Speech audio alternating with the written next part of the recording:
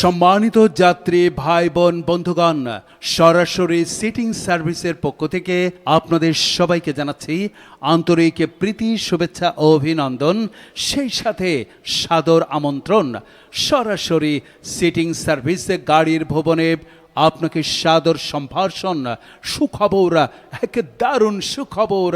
ভোলা থেকে সরাসরি চর ফ্যাশন, ভোলা থেকে সরাসরি চর ফ্যাশন ভায়া বুরহানুদ্দিন লালমোহর সম্পূর্ণ নতুন রূপে ভিন্ন আঙ্গিকে ডাইরেক্ট সেটিং সার্ভিসে গাড়ি চড়ে বাড়ি যেতে চলে আসুন আমাদের বাসের টিকিট কাউন্টারে।